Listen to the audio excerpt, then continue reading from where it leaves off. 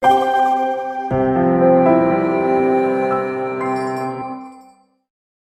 kami hormati serta yang sama-sama kita muliakan, Kaprodi Ilmu Al-Quran dan Tafsir Winsus Karyau, Ustadz Agus Firdaus Chandra LCMA, Sekretaris Prodi Ilmu Al-Quran dan Tafsir Winsus Karyau, Ustadz Afriyadi Putra STHIM PUM, ASN Kemenak Kota Bandar Lampung, Ustadz David Rifai SAG, Ketua HMPS Ilmu Al-Quran dan Tafsir Raden Intan Lampung beserta jajarannya, Ketua HMPS Ilmu Al-Quran dan Tafsir Winsus Karyau beserta jajarannya, Ketua Pelaksana Diskusi Panel Muhammad Zulio Akbar, pengurus FKM THI Koordinator Wilayah Sumatera Raya, serta rekan-rekan mahasiswa yang berbahagia.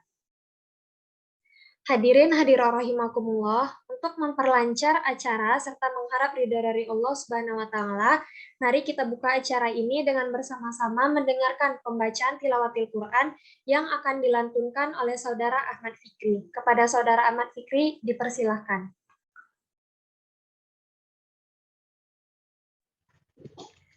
Bismillahirrahmanirrahim. Assalamualaikum warahmatullahi wabarakatuh. Waalaikumsalam warahmatullahi wabarakatuh.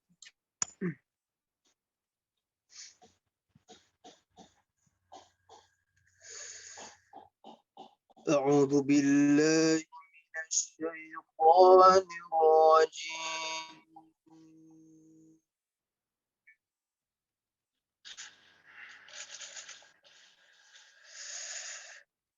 Bismillahirrahmanirrahim.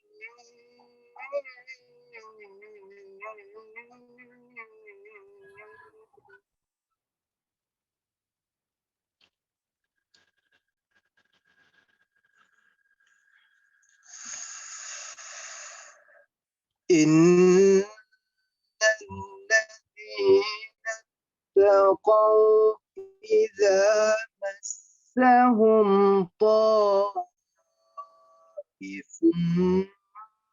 minasyaitan fa idza mubsirun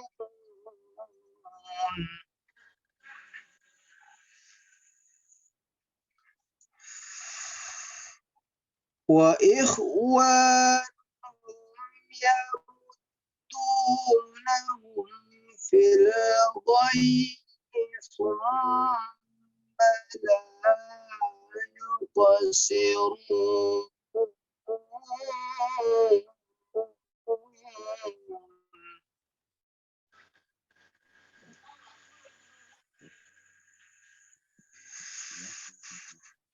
Wa idza lam ta'tihim bi ayatin qalu lawla jtabaitaha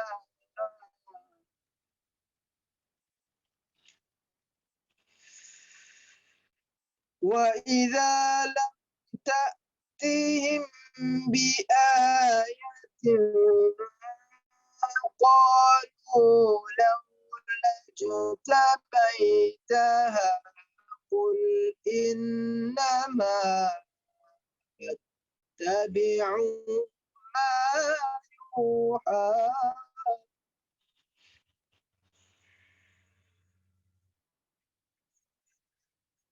qul innama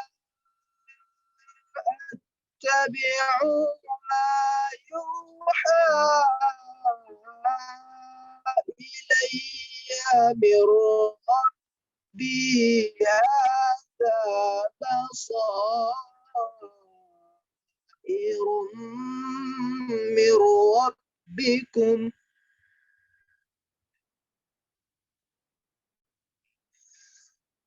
hadza basairun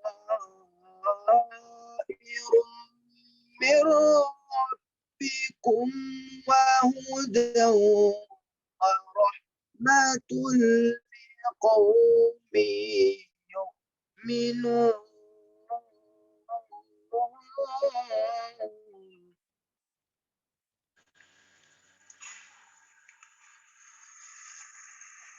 Wa idza quri'al Qur'anu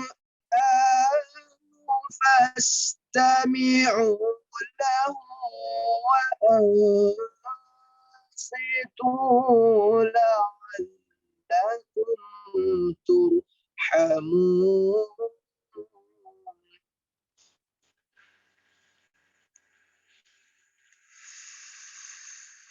واذكر ربك في نفسك تضرعا وخيفة ودون الجهر من القول بالغدو والآصل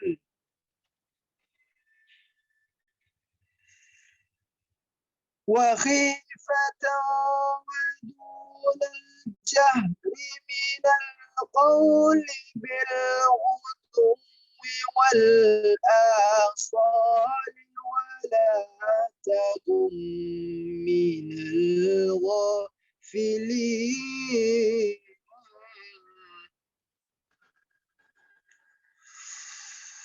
إن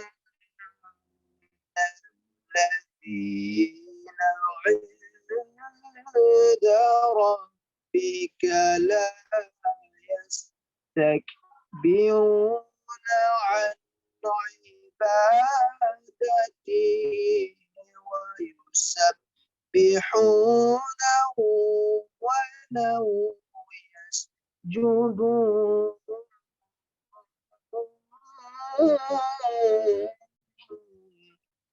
صدق الله العظيم. السلام عليكم ورحمة الله وبركاته. Waalaikumsalam warahmatullahi wabarakatuh. Sadaqallahul azim, sadaqallahul azim, sadaqallahul azim. Semoga dengan pembacaan tilawatil Quran ini membawa keberkahan bagi pembaca dan pendengarnya dan menambah kekhusyukan kita pada acara pagi hari ini. Acara selanjutnya yaitu menyanyikan lagu Indonesia Raya dan Mars Mahasiswa.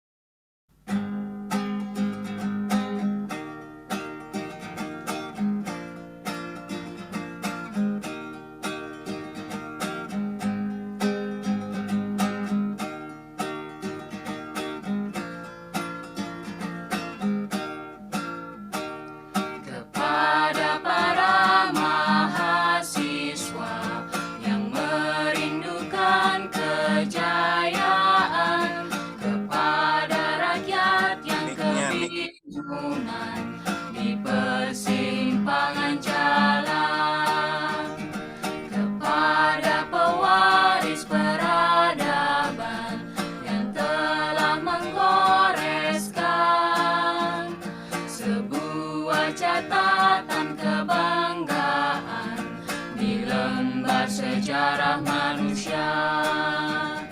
Wahai kalian yang rindu kemenangan, wahai kalian yang turun ke jalan demi mempersembahkan jiwa dan raga untuk negeri tercinta.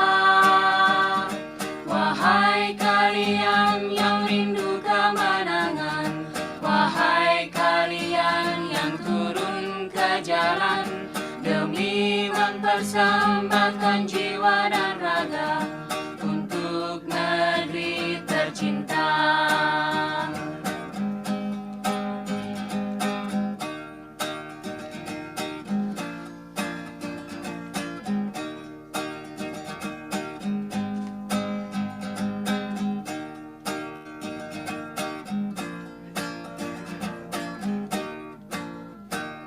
Kepada para mahasiswa yang merindukan kejayaan, kepada rakyat yang kebingungan di persimpangan jalan, kepada pewaris peradaban yang telah menggoreskan sebuah catatan kebanggaan di lembar sejarah manusia.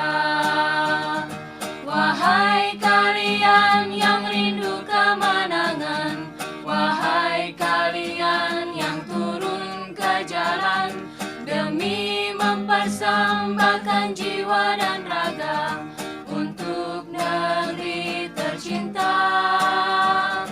Wahai kalian yang rindu kemenangan, wahai kalian yang turun ke jalan demi mempersembahkan jiwa dan raga untuk negeri tercinta. Untuk negeri tercinta. Mic-nya nggak hidup, host.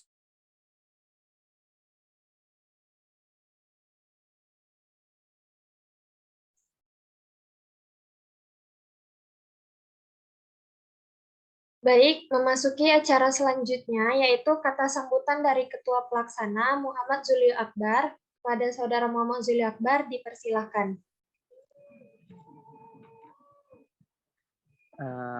Baiklah, terima kasih kepada moderator. Bismillahirrahmanirrahim. Assalamualaikum warahmatullahi wabarakatuh. Waalaikumsalam warahmatullahi wabarakatuh.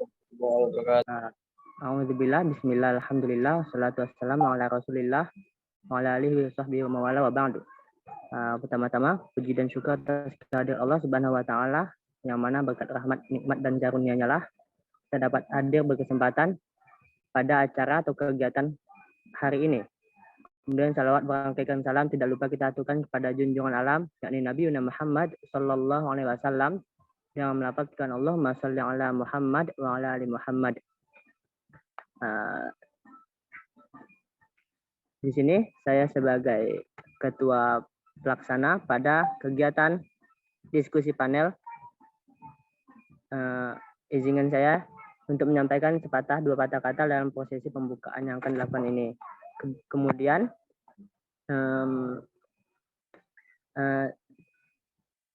saya mengucapkan terima kasih yang sebesar-besarnya kepada Ustadz atau pemateri yang sudah berkenan untuk hadir dan menyampaikan, memberikan ilmu dan pengalamannya dalam seputar kajian tafsir. Tidak lupa pula saya ucapkan kepada kepala prodi, ketua prodi yang sudah berkenan hadir dan mendukung acara ini agar sampai terlaksana pada hari ini. Juga kepada panitia yang telah bekerja sama dengan sepenuh hati, saya juga mengucapkan terima kasih yang sebesar-besarnya. Mungkin juga mungkin juga banyak kekurangan yang ada pada kita semua. Namun ini yang ada, dan apabila kesalahan-kesalahan tersebut terlihatnya, mohon dimaafkan. Kemudian melalui sambutan ini saya juga mengucapkan terima kasih kepada semua peserta yang telah meluangkan waktunya untuk hadir dan mengikuti prosesi acara ini. Mungkin cuma itu yang dapat saya sampaikan. Terlebih untuk keseluruhan, semoga kita dapat mengambil ilmu-ilmu yang diberikan oleh pemateri pada kesempatan kali ini. Kita dapat mengambil manfaat yang sebesar-besarnya. Semoga acara ini terlaksana sampai akhir dengan lancar. Amin ya robbal alamin. Sekian daripada yang dapat saya sampaikan. Terakhir saya akan menambahkan mungkin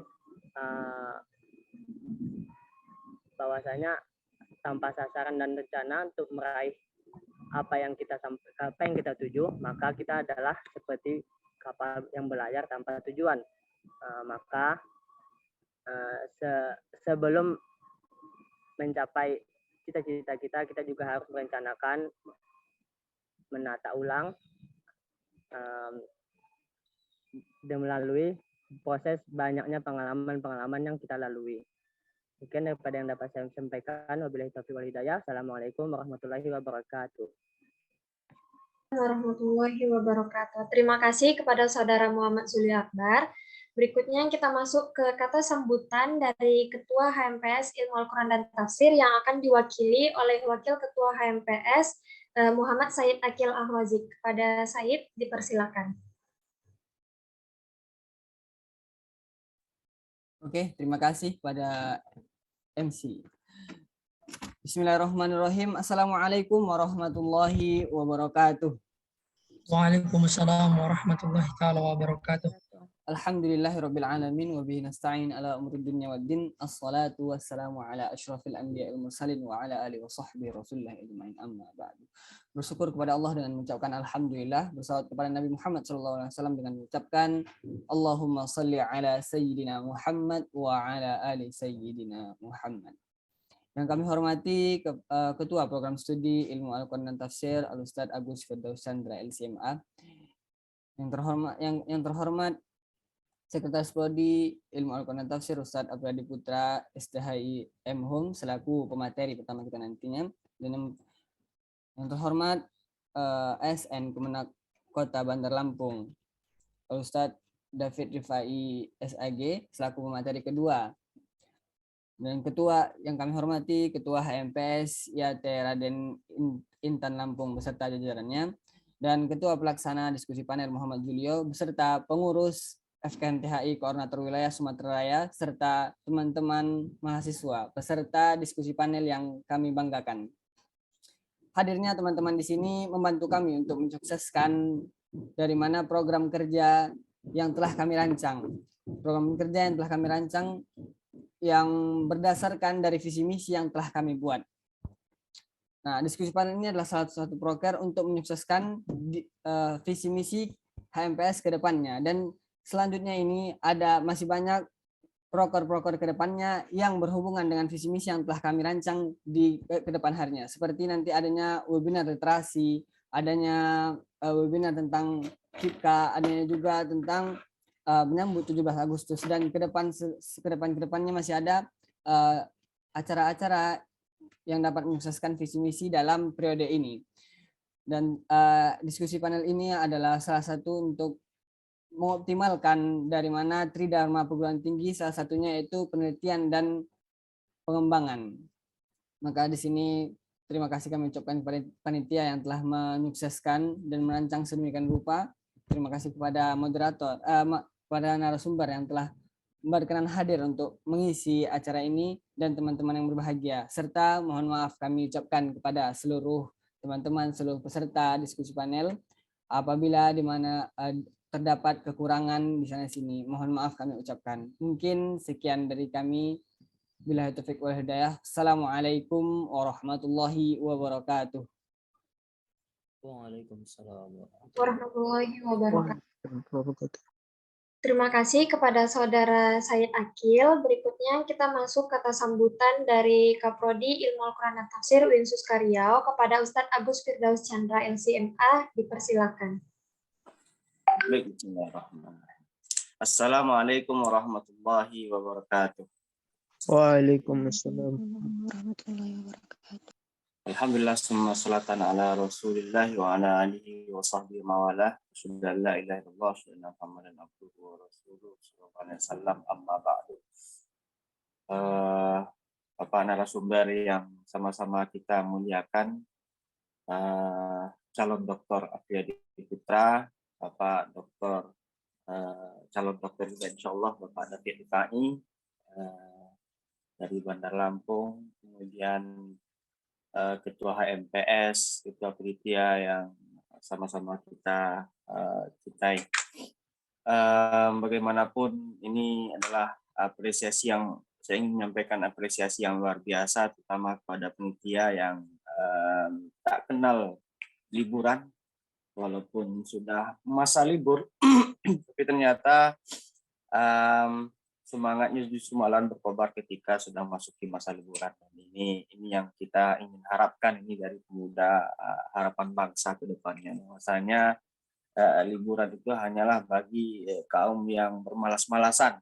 Jadi tidak ada kata libur bagi seorang penuntut ilmu. Kemudian saya juga berterima kasih banyak kepada narasumber pertama kita hari ini, Bapak Afriyadi Putra, yang mana dalam hal ini menyempatkan diri untuk menjadi narasumber, memberikan gagasan pemikirannya, memberikan pencerahan kepada anak-anak kita yang berada di lingkungan program studi ilmu Al-Quran dan Tafsir. Dan kita juga sama-sama tahu bahwasanya beliau juga merupakan guru kita di program studi ilmu Al-Quran dan Tafsir, dan sekarang sedang menjabat sebagai sekretaris prodi.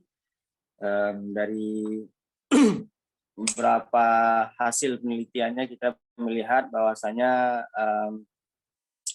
ya kita sudah melihat pergeseran paradigma metodologi penafsiran kontemporer dari beberapa tulisannya, mulai dari dari studi teks menuju living Quran. Ini nanti yang akan dibincangkan lebih lebar atau mungkin yang lain, tapi memang salah satu penelitian yang menyita perhatian publik beberapa waktu lalu adalah Khazanah Tafsir Melayu, di mana beliau mengkaji tentang Tukiman dan Mustafid karya Abu Rauf Al-Simkili.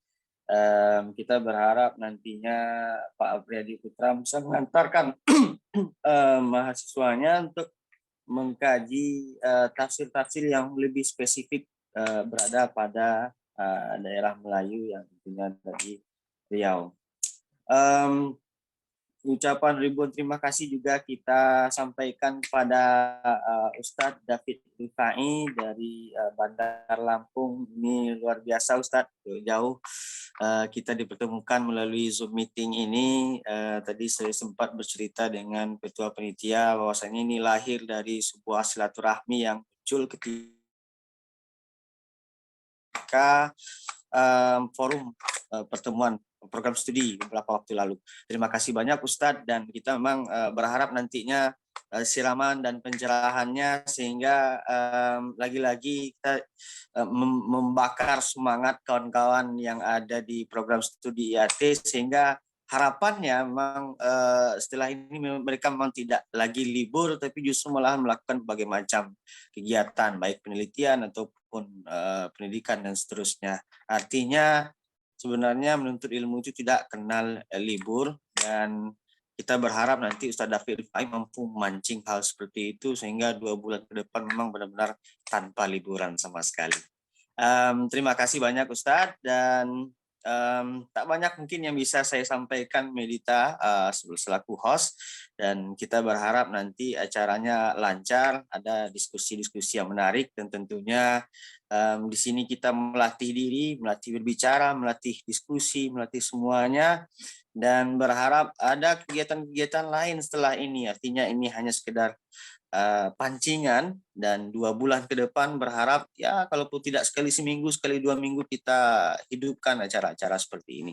Terima kasih kepada Ketua HMPS atau wakilnya hari ini yang hadir. Terima kasih kepada Ketua Pelaksana. Wassalamualaikum warahmatullahi wabarakatuh. Waalaikumsalam warahmatullahi wabarakatuh. Terima kasih kepada Ustadz Agus atas pertanyaan. Masuk ke acara selanjutnya.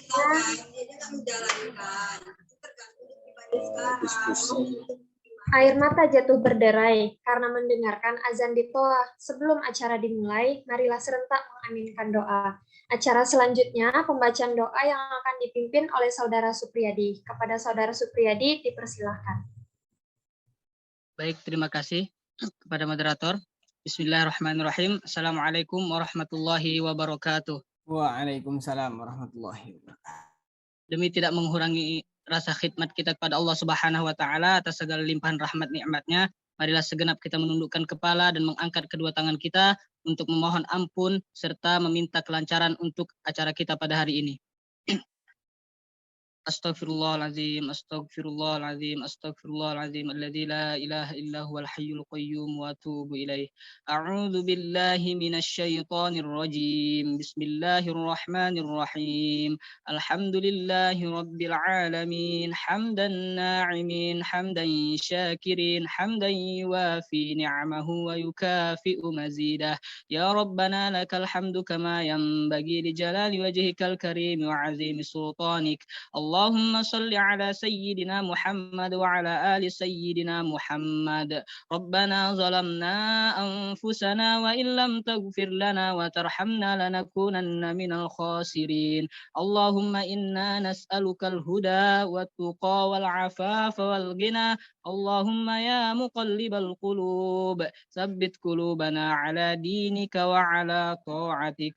اللهم إنا نسألك رضاك والجنة ونعوذ بك من سخطك والنار. اللهم إنك عفو كريم تحب العفو فاعف عنا يا كريم برحمتك يا أرحم الراحمين. ربنا لا تزغ قلوبنا بعد إذ هديتنا وهب لنا من لدنك رحمة إنك أنت الوهاب. اللهم اغفر لنا ولوالدينا ولجميع المؤمنين والمؤمنات والمسلمين والمسلمات الأحياء منهم والأموات.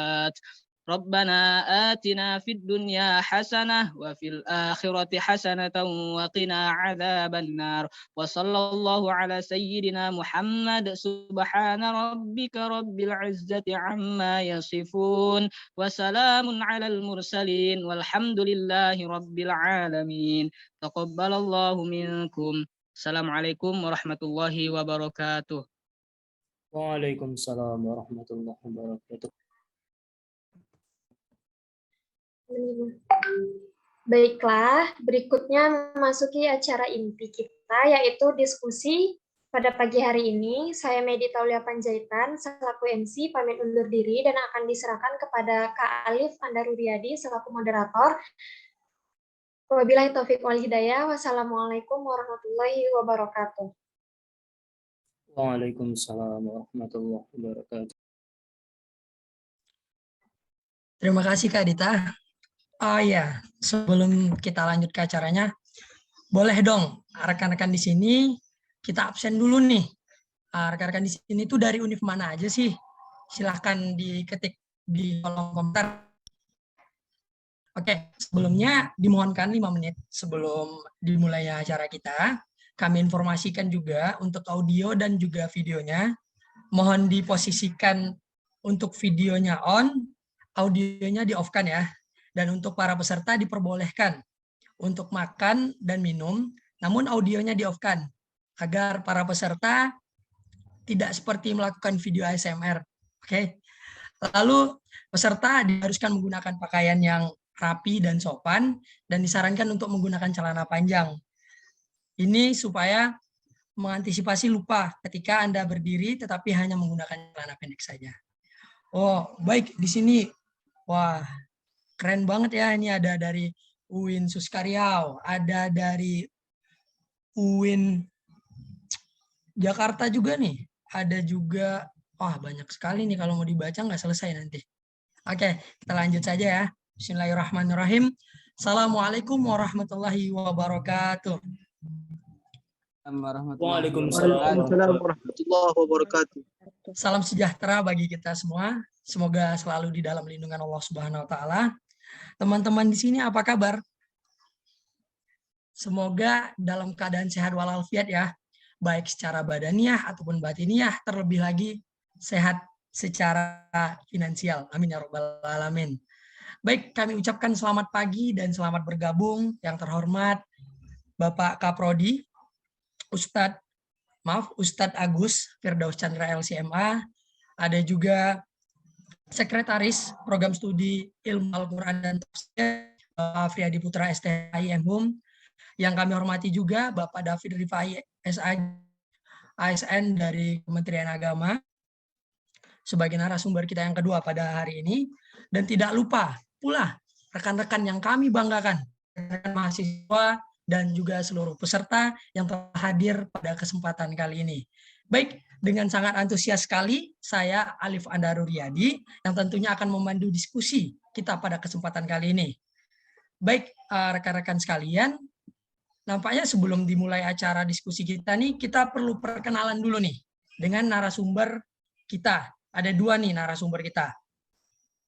Ada Bapak David Rifai SAG, ada juga Bapak Afriyadi Putra STHI MHUM. Nah, di sini kita ada riwayatnya ya. Jadi yang pertama kita akan membacakan CV dari Bapak Afriyadi Putra dulu. Beliau aktivitasnya sebagai seorang dosen. Yang pertama, beliau itu lahir di Bangkinang. Bangkinang ini ibu kota dari Kabupaten Kampar, Provinsi Riau. Nah, beliau lahir pada 20 April 1989. Sekarang beliau menjabat sebagai Sekretaris Prodi Ilmu Al-Quran dan Tafsir di Fakultas Usuluddin Universitas Islam Negeri Sultan Syarif Kasim. Beliau beralamat di Jalan Kiai Haji Muhammad Nur Mahyudin, RT 2. Banyak sekali ini, panjang nih. Nampaknya Bukit Permai, Desa Binuang, Kecamatan Bangkinang, Kampar, Riau. Nah, beliau ini sudah banyak nih pengalamannya. Beliau sudah melakukan penelitian dan menerbitkan artikel, bisa kita baca di sini sampai dengan tahun 2021 pun beliau juga menerbitkan artikel. Nah, beliau juga aktif di organisasi. Riwayat organisasi beliau yang pertama ialah Himpunan Mahasiswa Riau Sunan Kalijaga Yogyakarta. Beliau juga sekarang keluarga alumni mahasiswa Riau Yogyakarta Kabupaten Kampar. Sekarang juga menjadi anggota Majelis Dakwah Islamiyah Kota Pekanbaru, anggota Asosiasi Ilmu Al-Quran dan Tafsir Indonesia, dan sampai dengan dari tahun 2018 sampai dengan nantinya tahun 2023 beliau berada di anggota Majelis Ulama Indonesia Kabupaten Kampar. Wah, sangat luar biasa sekali ya, dari CV-nya saja sudah membuat kita kagum. Lalu di sini juga kita punya CV dari pemateri kita yang kedua, yaitu Bapak David Rifai. Beliau ini lahir di Wonosari pada tanggal 4 Juni 1993. Aktivitas beliau sebagai ASN di Kementerian Agama, sebagai penulis juga, dan mubalik. Beliau beralamat di Desa Sabah Balau, Kecamatan Tanjung Bintang, Kabupaten Lampung Selatan, Provinsi Lampung. Nah, riwayat pendidikan beliau ini, yang pertama beliau itu strata pertamanya itu di Prodi IAT, UIN Raden Intan Lampung, real ya. Berarti teman-teman dari RIL tadi itu, dari UIN Raden Intan Lampung itu tadi beliau ini dari sana juga, rekan-rekan kita juga berarti sama nih asalnya, asal pendidikannya dari sana. Alhamdulillah beliau sedang menempuh S2 di Prodi Raden Intan Lampung. Nah, moto hidup beliau di sini, selama nafas masih berhembus, selama jantung masih berdetak, selama itu pula kita masih punya harapan. Maka teruslah berjuang sampai Tuhan berkata, saatnya kembali pulang. Wah, sangat luar biasa ya, menggetarkan hati kita motonya ini. Baik, kita sudah menjelaskan CV-nya dari narasumber kita. Nah, di sini kita akan ingin menanyakan nih pendapat dari Bapak Dai mengenai judul diskusi kita, yaitu pergeseran paradigma metodologi penafsiran kontemporer. Kepada Bapak David Rifai, dipersilahkan. Epistemologi tafsir, kalau dalam bahasanya Abdul Mustaqim dalam bukunya epistemologi tafsir kontemporer ya. Nah, kita sedikit berkenalan dengan siapa itu Abdullah Said. Silahkan di next kan. Ya. Nah, tapi sebelum itu tentunya kita akan melihat periodisasi perkembangan tafsir. Ini juga sudah disampaikan oleh narasumber yang pertama tadi. Kenapa? Karena memang materi-materi ini menjadi materi pokok ya, materi pokok di prodi ilmu Al-Quran dan tafsir. Nah, kalau mungkin poin 1 sampai 3 itu tidak perlu lagi saya sampaikan karena sudah dikuliti ya, dan penjelasannya sangat-sangat bagus sekali oleh Bapak narasumber tadi, dan penguasaannya sangat bagus sekali. Nah, yang saya fokuskan adalah di poin yang keempat yang saya sengaja berikan tanda merah ya. Ada istilah modern kontemporer ya. Modern kontemporer, istilah ini kalau kita merujuk kepada istilah yang dikemukakan oleh Harun Nasution misalkan, periodisasi sejarah Islam itu ada periode klasik, periode pertengahan, dan periode modern. Kemudian ada lagi kontemporer. Nah, istilah modern ini tentunya merujuk kepada kalau kita periodisasikan ke tahun Masehinya itu lebih kurang sejak abad ke-18 Masehi ya, ataupun abad 19 Masehi ketika dimulainya pembaruan di dunia Islam yang dipelopori oleh Muhammad Abduh Rashid Ridho yang gurunya Al-Afghani ya.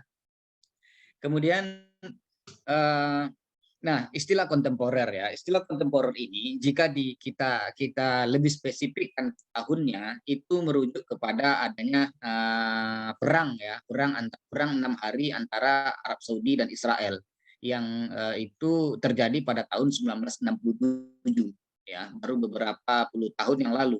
Nah, munculnya istilah kontemporer itu merujuk kepada tahun itu.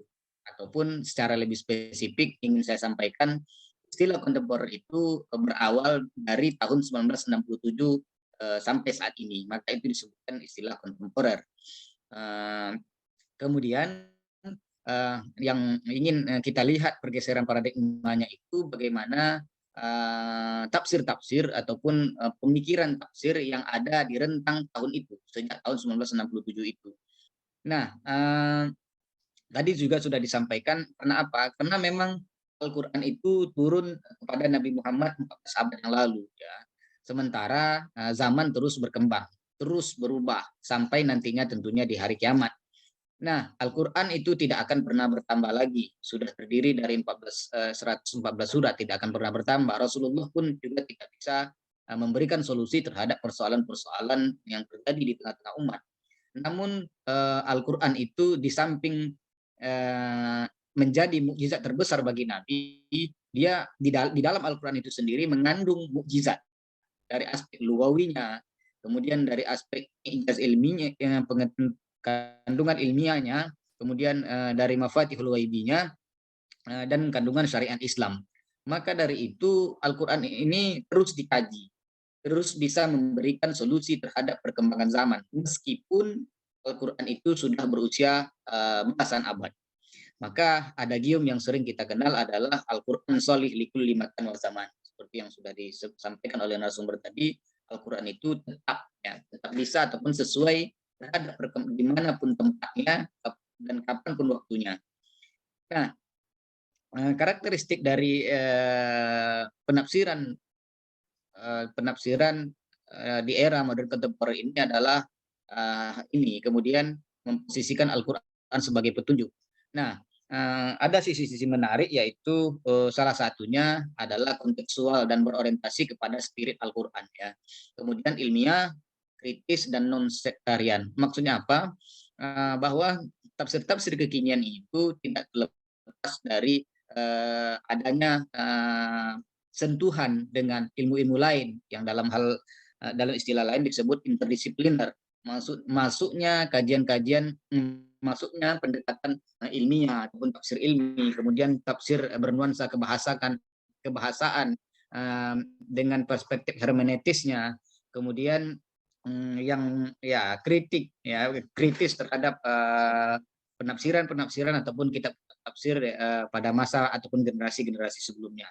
Jadi ini yang menjadi pembeda, ya. Ini yang menjadi pembeda dari priorisasi perkembangan tafsir sebelumnya. Nah, saya akan lebih spesifik lagi seperti apa sih contoh, ya, contoh tafsir yang ataupun metodologi penafsiran yang ada di era modern kontemporer ini.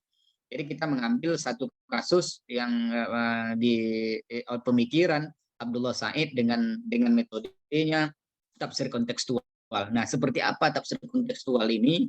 Kemudian bagaimana penerapannya? Ya, dan apa bedanya nanti dengan tafsir pada periode sebelumnya? Ya, silakan dilanjutkan. Oke, next. Ya, kita sedikit berkenalan dengan Abdullah Said. Alhamdulillah beberapa waktu yang lalu ketika kami S2, saya sempat berjumpa dan bertatap muka langsung dengan beliau. Beliau masih muda, kemudian energik. Saat ini kalau mengabdinya di Australia, ya, di Melbourne. Kemudian salah satu karya monumentalnya yang terkenal adalah Interpreting the Quran, ya, Towards a Contemporary Approach. Di sini dia melalui buku ini, ya, menawarkan metode penafsiran meskipun tidak tergolong baru, ya, karena dia terpengaruh oleh Fazlur Rahman dengan metode double movement, ya, tetapi setidaknya dia memiliki tawaran yang berbeda dengan Fazlur Rahman. Nah, Abdullah Said ini dia masih berdarah Arab, ya, karena berasal dari Maladewa ataupun Maldives, kalau kita keren bahasa kerennya, dan hijrah ke Australia, kemudian mengabdi di sana, menimba ilmu, ya, sampai menjadi profesor di sana, ya. Bagaimana pemikiran dari Abdullah Said ini? Kita lanjutkan. Next. Nah, ini adalah skema, ya, skema yang bisa kita baca, yang nantinya saya jelaskan poin by poin, ya. Bagaimana dasarnya? Dasarnya itu Abdullah Said ingin memaknai kembali wahyu itu seperti apa, ya. Kemudian fleksibilitas dalam membaca teks Al-Quran, ya. Kemudian makna sebagai sebuah tafsiran. Jadi dasar ini digunakan oleh Abdullah Said untuk menerapkan, ya, menemukan konsep kontekstual ini. Nah, secara umum, ya, sepintas kontekstual itu artinya koordinasi. Berarti kontekstual, itu artinya adanya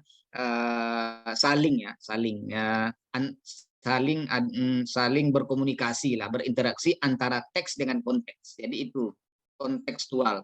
Dan teks dimaknai dengan perkembangan kekinian. Jadi kita dalam memaknai teks itu tidak hanya fokus, ataupun dalam istilah lainnya yaitu lafziyah, ya, tetapi ada maknawiyahnya juga. Jadi penggabungan antara lafziyah dan maknawiyah, adanya teks dan konteks. Tidak hanya berfokus kepada teks, tetapi juga melihat konteks saat ini, ya. Next. Nah, Abdullah Said mendasari ya, teorinya ini seperti yang saya katakan tadi, dengan paradigma bahwa Al-Quran itu sholih likulli makan wa zaman ya. Kemudian langkah awal yang menjadi pijakan Abdullah Said dalam menawarkan tafsir kontekstualnya ini adalah pemaknaan kembali konsep wahyu. Nah, sebagaimana yang kita ketahui bahwa turunnya surat pertama, yaitu surah Al-Alaq ayat 1 sampai dengan 5 itu menandai priorisasi baru di dalam kehidupan Rasulullah.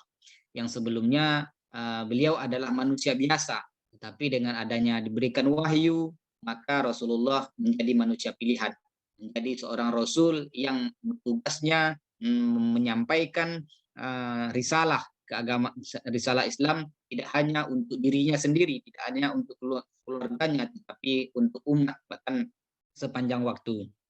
Nah, dalam hal ini Said mengakui bahwa wahyu itu otentik ya, yang diturunkan oleh Nabi Muhammad, tentunya melalui perantara malaikat Jibril.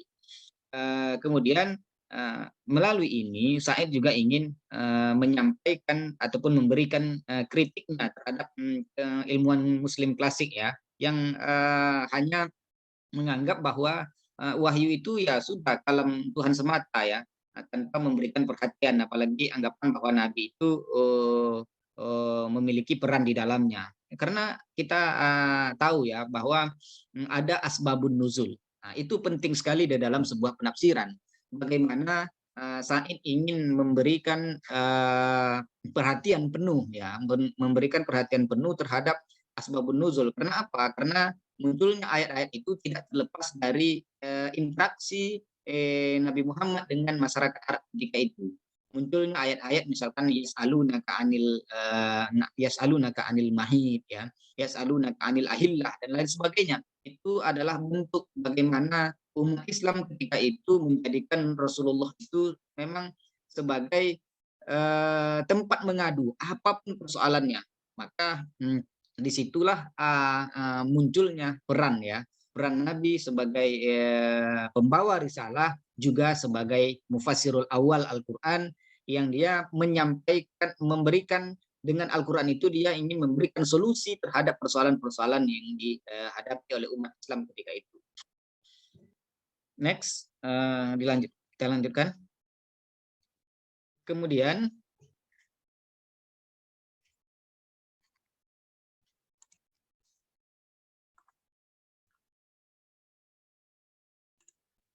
ya, hal yang paling penting juga disampaikan oleh Abdullah Said adalah dua hal berikutnya, yaitu fleksibilitas dalam membaca teks dan makna sebagai sebuah tafsiran.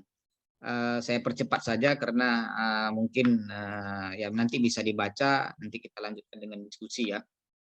Nah, dari pemaknaan kembali terhadap wahyu itu, maka kita membaca Al-Quran itu harus fleksibel, dalam artian bukan berarti kita menarik-narik ya, bukan menarik-narik bahwa Al-Quran ini dijadikan legitimasi terhadap apa yang kita lakukan, bukan seperti itu ya. Tetapi ada hal lain yang ingin dicapai, yaitu mengakomodir kebutuhan umat pada masa sekarang. Jadi kita memahami ayat itu bukan seperti solusi yang selesai ketika itu saja. Ketika umat Islam bertanya tentang suatu persoalan kepada Nabi, kemudian Nabi memberikan jawabannya. Nah, setelah jawaban itu diberikan, kemudian masalah selesai, maka ayat itu selesai. Bukan seperti itu. Nah, itu maksudnya. Bagaimana solusi yang diberikan oleh Nabi ketika itu terhadap masyarakat, terhadap umat Islam ketika itu, bisa juga dipakai dan menjadi solusi persoalan kekinian. Nah, maka dari itu kita harus fleksibel dalam membaca Al-Quran. Nah, hal itu bisa didapati dengan tentunya selalu mengkaji ya, selalu menggali makna-makna yang ada di dalam Al-Quran itu. Kemudian makna menurut Abdullah Said itu sebagai sebuah taksiran ya. Nah, kita menyadari ya, memang munculnya tafsir itu, misalkan tafsir periode klasik ataupun pada masa Nabi yang dikenal dengan tafsir Abdullah ibnu Abbas. Nah, yang namanya tafsir ataupun usaha sebagai usaha seorang mufassir untuk memaknai Al-Quran itu bukanlah sesuatu yang dianggap final, ya. Tetapi apa? Itu merupakan ijtihad, sebuah ijtihad dari seorang mufassir itu sendiri untuk menggali pesan-pesan yang disampaikan, yang yang dikandung di dalam Al-Quran, yang bisa jadi ketika itu apa yang disampaikan mufassir tersebut sesuai dengan perkembangan zaman, namun tidak tertutup kemungkinan seiring berjalannya waktu maka apa yang disampaikan oleh mufassir itu tidak sesuai lagi dengan perkembangan zaman. Nah, ini yang ingin disampaikan oleh Said. Jadi jangan sekali-kali bahwa seorang mufassir itu mengatakan bahwa pendapat ini yang paling benar dan ini sudah final. Karena apa? Karena ini adalah Al-Quran, karena ini adalah kalam Allah, karena ini adalah ketetapan-ketetapan yang sudah tidak bisa diganggu-gugat. Maka dalam hal ini Said ingin menegaskan bahwa ada ayat-ayat yang bersifat final, ada ayat-ayat yang penafsirannya itu sudah tetap gitu ya. Kemudian ada yang hal lain yang masih bisa berubah ataupun sesuai dengan perkembangan zaman. Kemudian pada slide berikutnya, oleh karena itu Said ingin ingin lebih lanjut, ingin menyampaikan bagaimana ayat di dalam ayat Al-Quran itu ada hierarki nilai ya, yang disampaikan dalam beberapa istilahnya. Ada obligatory values, ada fundamental values, kemudian protectional values, implemental values, dan interactional values ya. Nah, lebih spesifik lagi ketika Said ingin membahas ataupun menerapkan metode tafsir kontekstualnya ini hal-hal yang terkait dengan warisan hukum, terkait dengan hukum lah ya. Bagaimana penerapannya dahulu dan sekarang ya. Kenapa? Karena di dalam ayat Al-Qur'an itu mengandung hierarki ya. Maksudnya ada tingkatan-tingkatan nilai. Ada yang berkaitan dengan sistem kepercayaan seperti iman ya. Ada sebagai nilai kemanusiaan. Kemudian ada undang-undang yang bersifat fundamental. Kemudian ada tindakan ataupun langkah spesifik yang dilakukan untuk melaksanakan hal-hal yang proteksional. Kemudian ada ukuran ya yang diambil Al-Qur'an untuk berhadapan dengan sebuah persoalan khusus. Jadi ayat Al-Qur'an itu mengandung nilai-nilai. Yang nilai-nilainya itu harus kita cari gitu. Jadi bukan hanya makna teksnya saja, bukan hanya lafziyahnya seperti itu. Makanya dulu orang-orang Jabariyah ataupun aliran-aliran Jabariyah itu mereka pasrah. Jabar dalam Jabariyah itu artinya ya pasrah. Mengapa? Karena mereka memaknai Al-Quran itu secara tekstual ataupun secara lafziyah saja. Ketika Allah mengatakan innallaha ala kulli syai'in qadir, sesungguhnya Allah itu maha kuasa terhadap segala sesuatu, dan rezeki itu sudah ditetapkan, maka mereka pasrah begitu saja. Ditambah memang kondisi situasi masyarakat ketika itu yang berada di tengah gurun pasir dan yang ya mungkin kehidupannya agak susah ya, dan untuk berusaha itu memang susah, maka mereka cenderung memaknai ayat Al-Quran itu secara lafziyah. Namun saat ini tentunya kondisi berbeda. Kita tidak bisa berpasrah begitu saja. Karena apa? Karena kita diberikan opsi ya, diberikan kekuatan qadar, diberikan qadar untuk merubah nasib kita sendiri. Makanya Allah mengatakan innallaha la yughayyiru ma biqaumin hatta yughayyiru ma bi anfusihim, bahwa meskipun Allah sudah menetapkan semuanya, namun kita tetap diberikan kesempatan untuk berusaha. Maka dari itu ayat-ayat Al-Quran itu harus menjadi dasar. Tidak kita pahami secara tekstual saja, tetapi harus mempertimbangkan kontekstualnya. Seperti apa perkembangan masyarakat likul lima kan. Pengaplikasian oleh Abdullah Said ini tentang kontekstualnya. Nah, dari hierarki nilai tadi, di slide berikutnya. Silahkan di slide berikutnya. Said ingin melihatkan kepada kita beberapa langkah ya, supaya apa? Supaya Al-Quran itu bisa tetap dipahami, bisa tetap berlaku solih likulli zaman wa makan. Ada beberapa langkah. Yang pertama menginventarisir teks ya. Kemudian dalam hal ini ada yang berbicara tentang lebih spesifik adalah warisan ya. Di dalam Quran surah An-Nisa ya. Dia melihat bahwa ayat ini kita lihat secara analisis kebahasaannya. Ya, kemudian setelah kita tahu bahwa secara kebahasaannya ini berbicara tentang adanya pembagian, ya, bagian harta warisan, bahwa ada di sini istilah 1:2. Nah, kemudian mengapa praktek 1:2 ini terjadi ketika itu? Kita lihat ya asbabun nuzul ataupun konteks sosiohistoris pewahyuan ketika itu, di mana dulu laki-laki itu memiliki akses lebih terhadap wanita ya, lebih terhadap wanita, maka bagiannya juga lebih ya. Kemudian berbeda dengan perempuan. Kemudian setelah kita analisa secara kebahasaan, kemudian melihat konteks sosiohistorisnya ketika ayat itu turun, maka kita lihat kondisi saat ini, bagaimana pemaknaan untuk konteks saat ini supaya ayat tersebut tidak dimaknai secara sembarangan, ya, tidak adanya di situ diskriminasi ya. Bagian anak laki-laki itu seperti 2 bagian anak perempuan ya, prinsip keadilan. Kemudian bagian anak laki-laki sama dengan bagian anak perempuan, prinsip keadilan.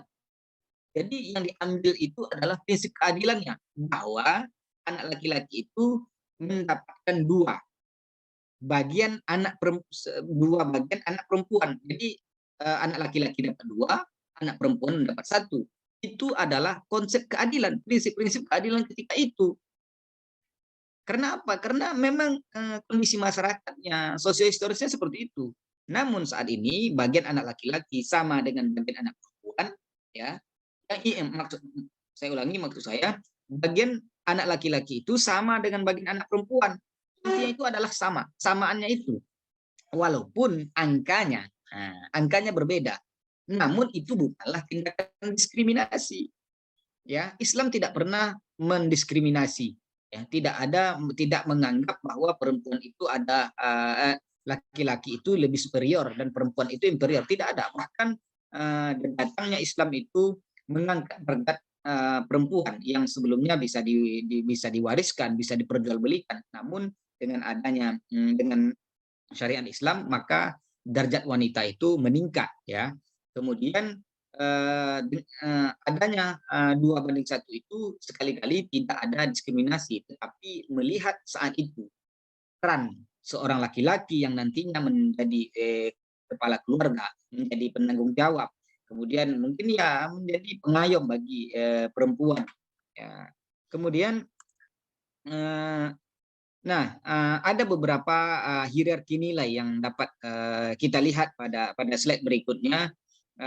Pada ayat-ayat di dalam Quran surah An-Nisa tadi ya, bahwa di situ ada pelaksanaan waris ya, kemudian ada jaminan ekonomi ya, dan di situ penerapannya pembagian waris itu sesuai dengan prinsip keadilan. Jadi dalam hal pembagian, dalam hal penetapan hukum, kita harus mengambil values, nilai yang ingin disampaikan, bahwa Islam itu berbuat adil kepada laki-laki dan perempuan dalam hal apapun, termasuk dalam pembagian warisan, meskipun angkanya berbeda, yang satunya 2, yang satunya 1, meskipun berbeda, tetapi prinsip keadilannya di situ.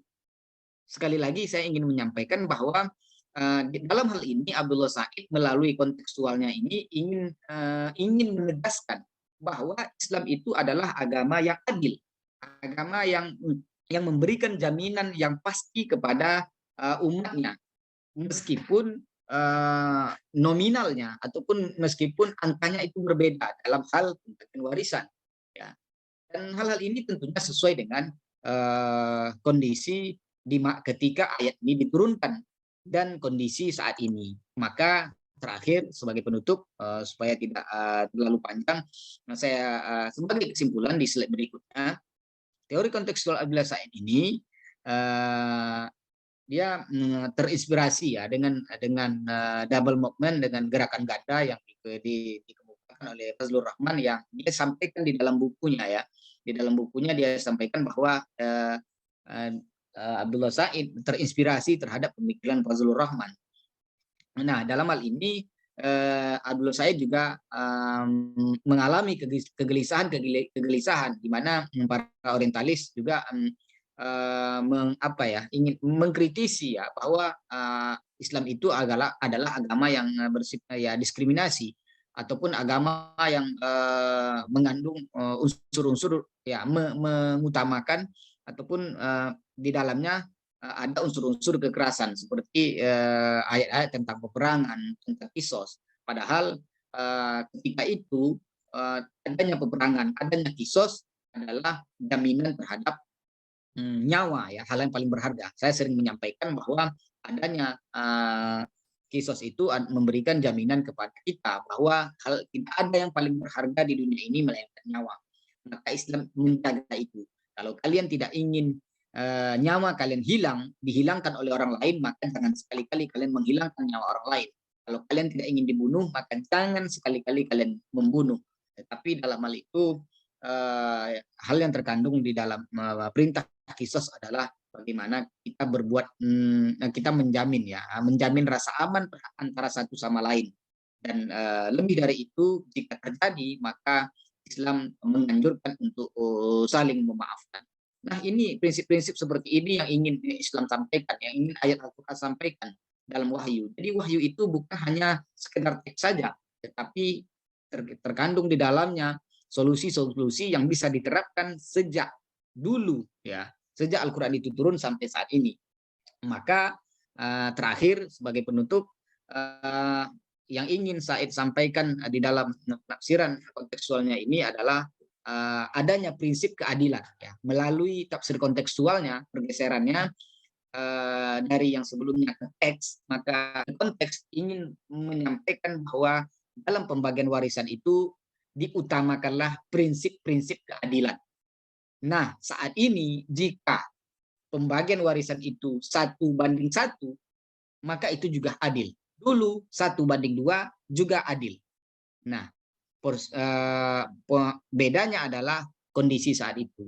Nah, mungkin saat ini karena anak perempuan itu tidak lagi di rumah ya, tidak hanya mengurus rumah tangga, tetapi memiliki akses berlebih ya, akses lebih dalam artian bukan menyaingi laki-laki, tapi membantu adanya koordinasi, adanya saling beriring bergandengan tangan untuk membina dan ya untuk mendirikan rumah tangga. Maka harus adanya saling bekerja sama. Maka dalam hal ini dalam pembagian warisan 1:1 ketika seorang anak laki-laki mendapatkan warisan 1, kemudian anak perempuan juga mendapatkan warisan 1 ya, apa yang ditinggalkan oleh orang tuanya, maka itu juga hal yang adil. Mungkin itu saja yang dapat saya sampaikan pada kesempatan yang berbahagia ini. Mudah-mudahan ada manfaatnya. Saya menyadari bahwa apa yang saya sampaikan masih banyak kekurangan. Mohon maaf. Saya tutup. Assalamualaikum warahmatullahi wabarakatuh. Waalaikumsalam. Baik, materinya sangat luar biasa ya rekan-rekan semua. Dapat kita pahami di sini bahwasanya sebenarnya dari zaman dahulu mengenai metodologi penafsiran ini sudah banyak perubahan ataupun pergeseran. Nah, inilah yang kita bahas pada kesempatan kali ini dan sudah dijelaskan oleh Ustadz tadi, Ustadz Apriyadi Putra mengenai hal tersebut. Nah, baiklah, kita lanjut kepada diskusi ini kepada rekan-rekan yang ingin menanyakan mengenai pergeseran paradigma metodologi penafsiran kontemporer ataupun materi yang telah disampaikan oleh Ustadz Apriyadi Putra dan Bapak David tadi. Dipersilahkan untuk rekan-rekan ingin bertanya, silakan hidupkan mic-nya, rules-nya ya, hidupkan mic-nya, sampaikan sebutkan namanya, sampaikan dari mana universitas mana, lalu semester berapa? Silahkan.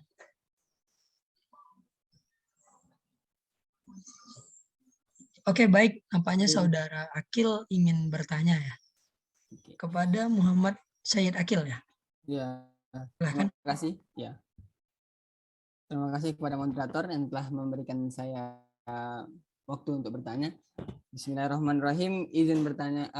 Sebelumnya saya sampaikan terima kasih dan aplaus yang luar biasa kepada pemateri kita yang pertama dan kedua, karena dapat membakar semangat kami, terutama saya sendiri mungkin membakar terhadap pengetahuan ilmu tafsir gitu. Apalagi di sini sekarang kita membahas tentang pergeseran paradigma metodologi penafsiran kontemporer. Nah, di sini ada sedikit yang mau saya tanyakan, Ustadz. Jadi kan di sini kita membahas tentang penafsiran kontemporer, metodologi penafsiran kontemporer. Dari metodologi ini maka akan timbullah suatu produk gitu kan. Jadi ini adalah jalan untuk menimbulkan suatu produk hukum ataupun produk sosial yang dapat dijalankan dalam kemasyarakatan.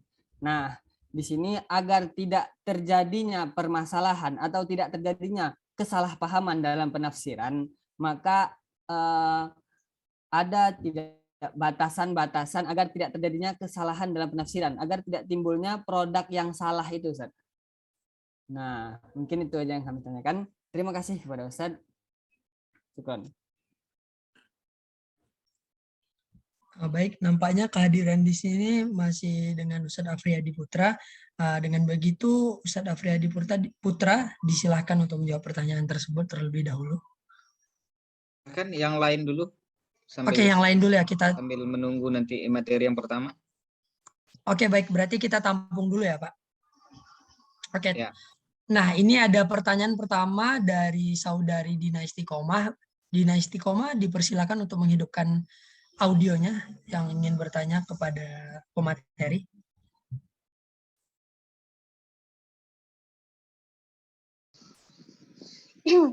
Bismillahirrahmanirrahim. Assalamualaikum warahmatullahi wabarakatuh, Ustaz. Waalaikumsalam. Izin bertanya kepada kedua pemateri.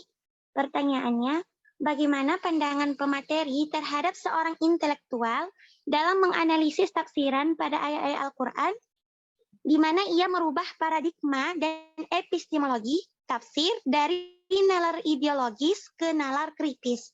Lalu bagaimana pengaruhnya terhadap perkembangan tafsir di Indonesia? Mungkin sekian dari Ana, Ustaz. Assalamualaikum warahmatullahi wabarakatuh. Waalaikumsalam warahmatullahi wabarakatuh. Baik, itu tadi pertanyaan kedua, kita keep dulu ya Ustadz. Nah, pertanyaan terakhir kita simpan sampai dengan 3 pertanyaan terlebih dahulu. Dari Muhammad Rizky. Nah, Muhammad Rizky dipersilahkan untuk menyampaikan pertanyaannya melalui audio. Baik, terima kasih kepada Kak Moderator yang telah mengizinkan saya untuk bertanya. Assalamualaikum warahmatullahi wabarakatuh. Perkenalkan, nama saya Muhammad Rizky dari Universitas Lambung Mangkurat Banjarmasin, semester 6 Prodi Manajemen. Saya mohon izin bertanya. Assalamualaikum, mohon izin bertanya.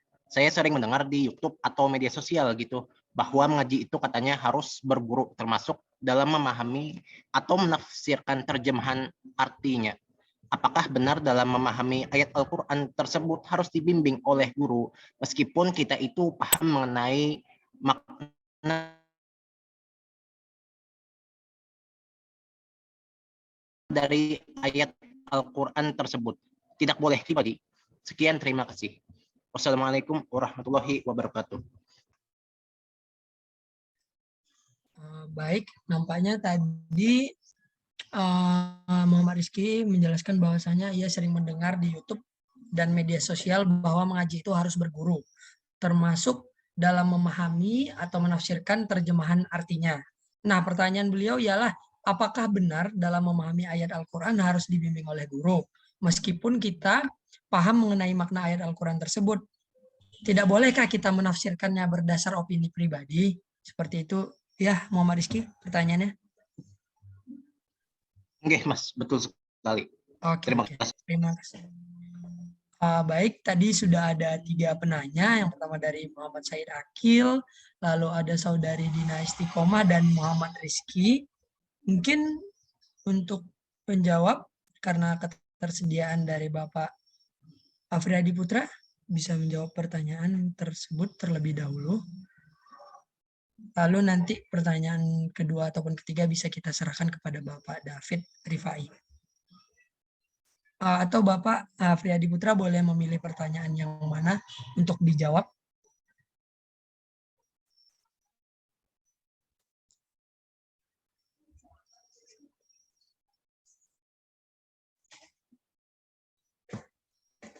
Oke,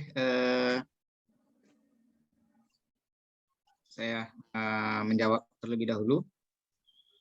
Terima kasih atas beberapa pertanyaan yang cukup bagus sekali, dan tentunya pertanyaan-pertanyaan yang bernas ya, dan nanti bisa ditambahkan ataupun dijawab nanti oleh narasumber yang pertama. Saya awali. Ada 3 pertanyaan penting di sini terkait dengan hal-hal penafsiran ataupun tafsir Al-Quran ya. Yang pertama tentunya batasan-batasan di dalam penafsiran Al-Quran agar tidak terjadi kesalahan. Kemudian pergeseran nalar ideologis ke kritis ya. Kemudian bagaimana bahwa kita memahami ataupun menerjemahkan sampai menafsirkan ayat Al-Quran itu memiliki guru ya. Secara umum ya tentunya dalam setiap penafsiran itu kita memiliki batasan-batasan ya. Batasan-batasan ini perlu kita ketahui ya, dan perlu kita perhatikan agar apa? Agar Al-Quran itu tidak ditafsirkan sesuai dengan kepentingan-kepentingan ya tertentu ya.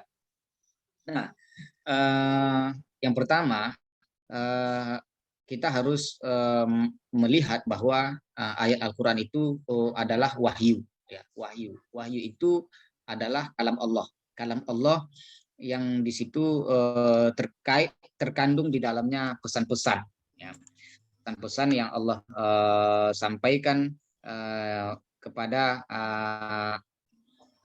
Nabi Muhammad Sallallahu Alaihi Wasallam melalui perantara malaikat Jibril ya. Kemudian kita juga perlu memperhatikan bahwa di situ tidak dimasuki oleh subjektivitas penafsir. Jadi kita harus membatasi bahwa ketika menafsir Al-Quran seorang mufassir itu tidak harus objektif, tidak adanya subjektivitas. Karena apa? Karena kalau menafsirkan Al-Quran adanya subjektivitas, maka cenderung akan membela kelompoknya, dan itu terjadi ketika tafsir Al-Quran itu muncul nalar ideologis berkaitan dengan pertanyaan kedua. Kemudian batasan-batasan lain adalah kita harus menjelas kaidahnya, kaidah apa yang kita gunakan ya. Karena di dalam penafsiran, di dalam kurikulum terutama ilmu Al-Quran tafsir, kita belajar tentang qawaidut tafsir. Ada beberapa kaidah yang diterapkan di dalam menafsirkan Al-Quran. Maka dari itu kita harus memperhatikan kaidah-kaidah kebahasaan ya yang diterapkan. Kemudian kaidah-kaidah tersebut jangan kita pakai sembarangan terhadap menafsirkan ayat tertentu. Ya. Kemudian batasan yang berikutnya adalah memperhatikan ilmu alat dalam menafsirkan Al-Quran itu. Kita harus ilmu alatnya itu adalah ilmu kebahasaan terutama, baik itu nahwu shorof ya, kemudian balaghah ya, kemudian ilmu-ilmu lain ataupun munasabah ataupun ilmu-ilmu Al-Quran lain. Jadi dalam menafsirkan Al-Quran itu kita harus cerdas ya, bagaimana memaknai Al-Quran. Kemudian kita dalam hal ini audiensnya ya. Nah, batasan selanjutnya adalah audiens. Audiens dalam artian ketika seorang mufassir itu menafsirkan ayat Al-Quran, kita perlu juga pembacanya ya. Yang kalau dalam istilah lainnya itu adalah produk tafsir yang dikeluarkan oleh seorang mufassir itu harus memperhatikan kepada siapa dia ingin berbicara. Contoh tafsir Prodemodern yang ditulis oleh Abdurrahman As-Singkili, sebagaimana yang saya ungkapkan beberapa waktu yang lalu. ketika menafsirkan kata-kata au ala safarin fa'iddatun min ayyamin ukhar. Kata-kata safar di sini adalah artinya perjalanan. Berjalan, bahwa jika kamu dalam perjalanan maka boleh mengganti di hari yang lain. Namun Abdurrahman As-Sikili, seorang mufasir Aceh ketika itu, Melayu, dia menafsirkan kata-kata safar ini dengan penafsiran berlayar. Berlayar itu apa? Karena konteks ketika itu adalah masyarakat bepergian antara satu tempat ke tempat lainnya itu dengan jalur air, berlayar. Tidak familiar ataupun jarang sekali orang menggunakan jalur darat, dan itu sesuai dengan letak ya posisi Aceh, yaitu berada di lalu lintas perairan dunia. Nah, itu penting untuk dikuasai ya, kuasai oleh seorang mufasir. Kira itu. Kemudian nalar ideologis ya. Pertanyaan yang bagus sekali dari Dina Istiqomah. Saya ungkap sedikit bahwa sebelum tadi sudah saya sampaikan di awal terkait dengan priorisasi ya, terkait dengan priorisasi bahwa sebelum pada masa mulai dari tabi'in sampai prodekodifikasi itu munculnya tafsir-tafsir bernuansa ideologis ya. Ada tafsir Syi'i, tafsir oleh kelompok Syiah, kemudian ada kelompok tafsir Mu'tazilah ya. Itu memang muncul, dan memang dahulunya itu ayat Al-Qur'an itu ya sama seperti sekarang. Kalau di Indonesia mungkin adanya kasus Ahok ya, dengan menafsirkan Al-Maidah ayat 51 untuk kepentingannya. Dulu ada bahkan ayat tertentu itu jika menafsirkannya itu tidak sesuai dengan kelompoknya ya, ideologi yang mereka pahami, maka penafsiran itu ditolak. Bayangkan. Jadi Al-Qur'an itu digunakan sebagai legitimasi terhadap kelompoknya. Maka dari hal tersebut kita harus kritis ya. Beberapa hal yang bisa kita perhatikan adalah bahwa masuknya ya unsur-unsur birro'i ya, birro'i di dalam penafsiran ya. Karena dulu pada masa nalar ideologisnya itu adanya klaim-klaim kebenaran ya. Karena mengklaim bahwa ayat ini sudah final, ayat seperti yang saya katakan tadi ya, bahwa ayat ini kalau tidak ini berarti salah gitu ya. Kemudian juga seorang mufasir itu cenderung subjektif, makanya dalam menafsirkan Al-Qur'an itu muncullah tafsir-tafsir bernuansa ideologis. Nah, dalam hal ini kita harus kritis ya.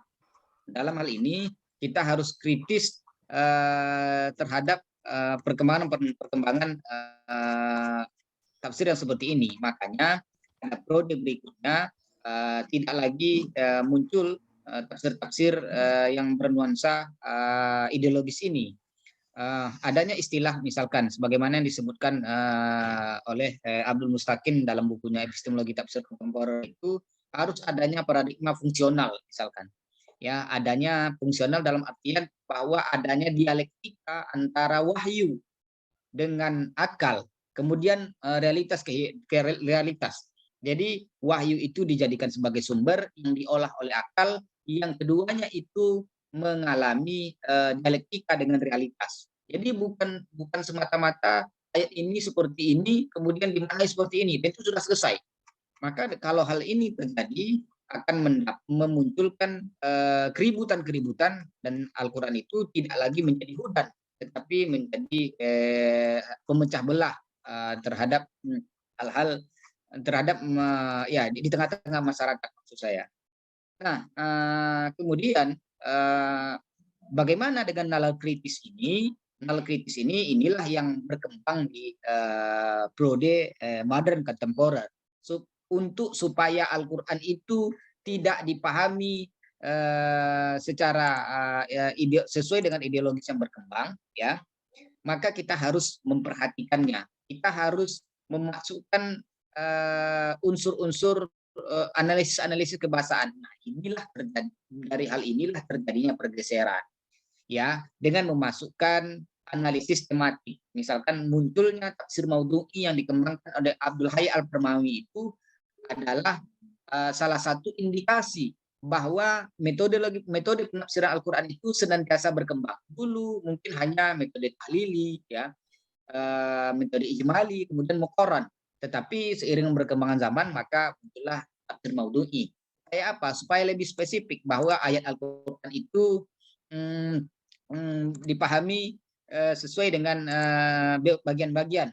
Misalkan Pak David, Pak narasumber yang pertama mengkaji tentang konsep ulul albab dalam penafsiran, ya. Dia mengambil sebagaimana yang beliau tulis, dia mengambil konsep ulul albab, tematiknya ulul albab, ya. Maka dengan hal seperti ini Al-Quran itu dikaji secara tematik dan hasilnya lebih spesifik. Kemudian menampilkan ya nuansa-nuansa hermeneutik di sini, kebahasaan, ya. Kemudian unsur-unsur sosiologis, antropologis dan lain sebagainya sesuai dengan bidang ilmuwan mufasir, atau ya seperti yang dikembangkan oleh Abdullah Said ini. Dia seorang ilmuwan yang menguasai keilmuan kebahasaan, ya, maka dia menawarkan metode baru, dan ini terjadi, ya, dan ini yang banyak menguasai. Misalkan Harun Yahya juga mengembangkan, ataupun Zaghloul An-Najjar, dia mengembangkan tafsir ilmi, dan Tawi Johari juga mengembangkan. Kenapa? Karena dia seorang ilmuwan, maka ini menyentuh Al-Quran, ya. Dia ketika menafsirkan Al-Quran itu memasukkan analisis kebahasaan seperti ini, analisis keilmuan sebagai bentuk ya penguasaannya, bukan subjektivitas di dalam penafsiran. Kemudian jawaban ada pertanyaan terakhir adalah menafsirkan Al-Quran. Ya, awalnya bentuk penafsiran itu ya tentunya beriwayah, ya. Riwayah itu sebagaimana tafsir yang ditulis oleh Abdullah Ibnu Abbas, menafsirkan Al-Quran dengan Al-Quran, menafsirkan Al-Quran seperti tadi dengan hadis Nabi, dengan qaulu sahabat, dengan qaulu tabi'in. Ini mengindikasikan bahwa ketika kita menafsirkan, mempelajari Al-Quran itu tidak bisa kalau tidak ada gurunya, ya.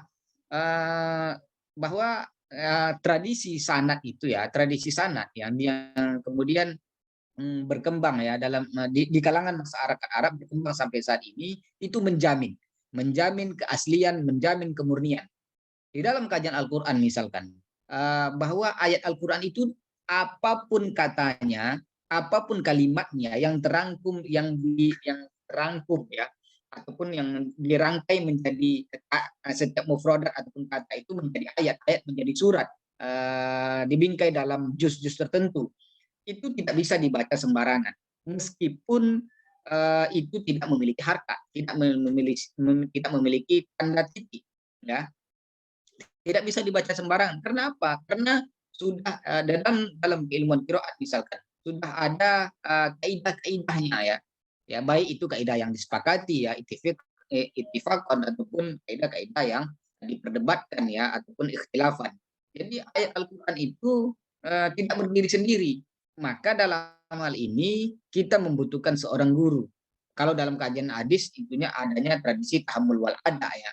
Kita mendatangi guru, kemudian belajar kepada guru tersebut, kemudian membaca ayat-ayat itu, membaca ayat-ayat ataupun bahkan sampai menafsirkan Al-Quran. Nah, dalam kajian Al-Quran juga seperti itu, ya. Kalau kita hanya berpedoman kepada terjemah ataupun bermodal kepada penguasaan kita terhadap ayat-ayat itu saja, kemudian kita mencoba-coba untuk menerjemahkan, mencoba-coba untuk menafsirkan, maka yang terjadi adalah kesalahpahaman, yang terjadi malah kekeliruan-kekeliruan yang tentunya berujung kepada third crime, ya. Third crime itu muncul karena apa? Karena kita merasa bahwa apa yang kita pahami itu, apa yang kita temukan itu, bahwa itulah kebenaran, itulah sesuatu yang final, ya.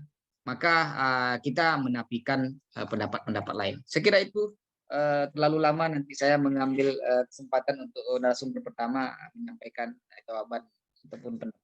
Silakan. Baik, terima kasih penjelasannya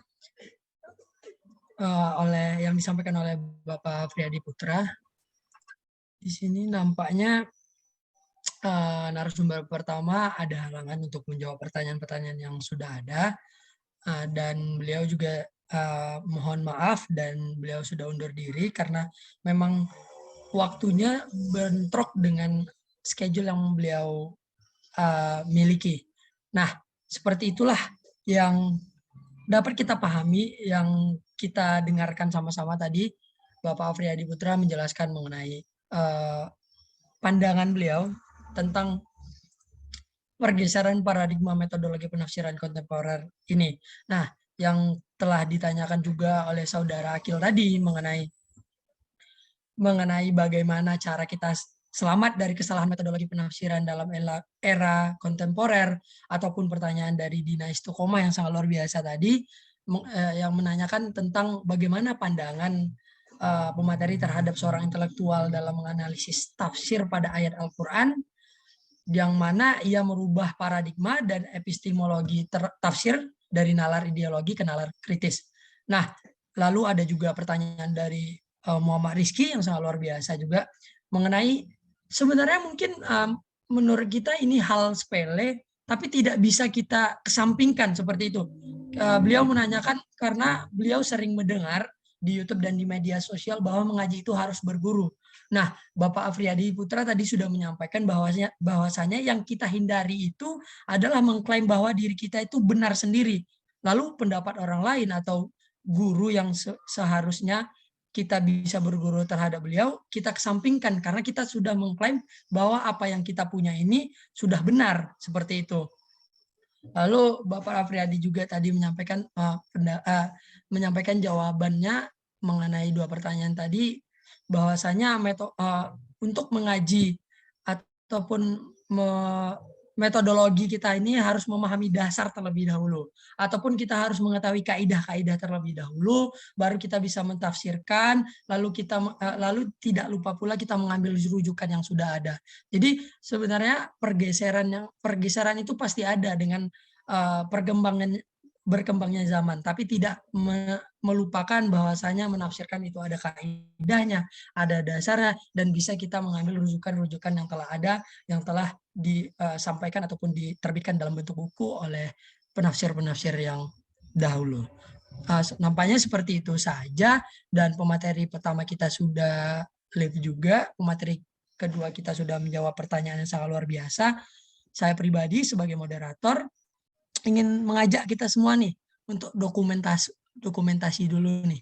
Silakan rekan-rekan menghidupkan kameranya terlebih dahulu.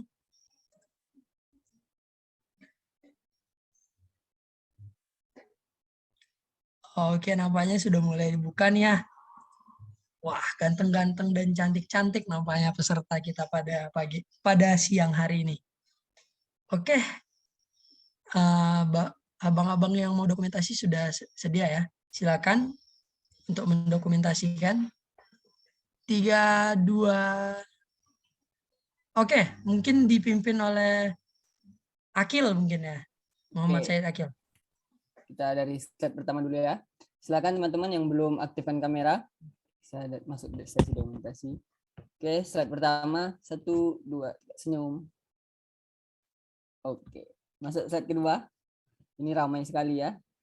Slide kedua 1, 2, 3 senyum. Oke. Slide ketiga ada 4 slide. Oke, 1, 2, 3. Slide terakhir. Masya Allah banyak sekali ini.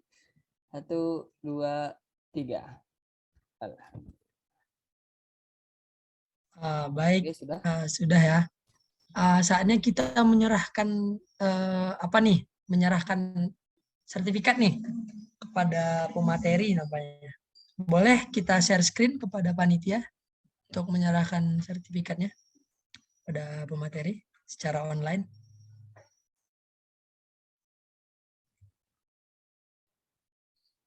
Nah, sudah nampak ya. Kita menyerahkan kepada yang terhormat Bapak Afriyadi Putra STHI MHUM yang telah menyampaikan ilmunya. Semoga ilmu yang disampaikan berkah untuk kita semua, bisa diamalkan juga ya. Oh, nampaknya kita dokumentasi sekali lagi nih Ustadz untuk penyerahannya, boleh dipimpin oleh Akil ya. Siap. Oke, 1, 2, 3. Baik. Luar biasa. Terima kasih ya Saudara Akil. Terima kasih sekali lagi kepada Bapak Afriyadi Putra, ilmu yang telah disampaikan. Semoga barokah, semoga bisa diamalkan rekan-rekan yang telah hadir pada kesempatan kali ini. Dan semoga setelah ini kita bisa lebih mudah nih untuk menyusun skripsi nampaknya untuk rekan-rekan di IAT semuanya.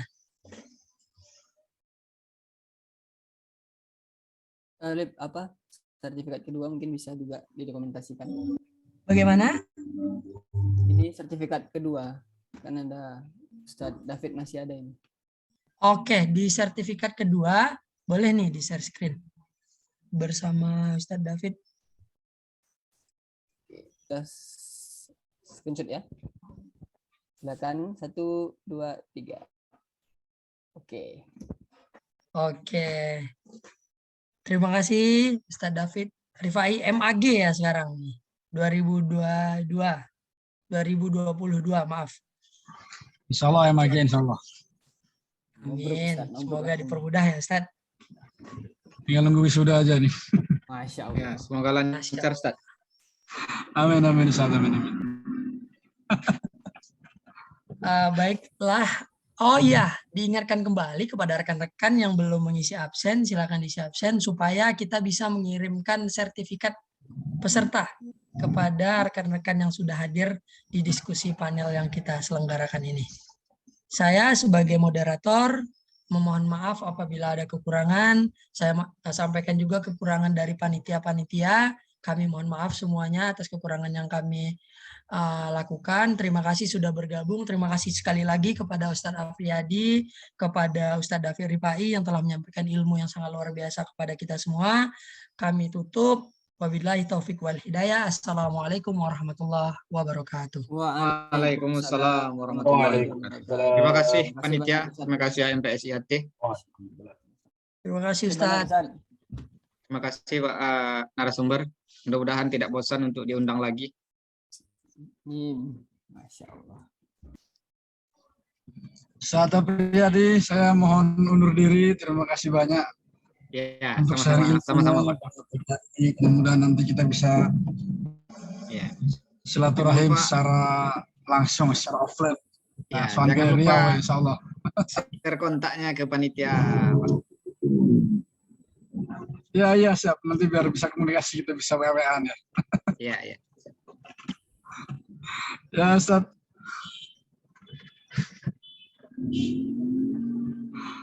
Saya pamit undur diri. Terima kasih banyak. Assalamualaikum warahmatullahi wabarakatuh.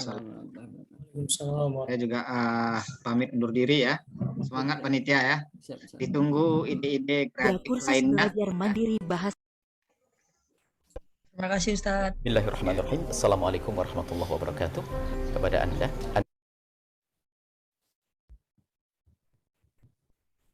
Maaf, kami ingatkan kembali kepada teman-teman peserta, silahkan diisi link absensi agar untuk mendapatkan sertifikat webinar ini. Dan mohon untuk tidak share link absensi ini. Sekian, terima kasih.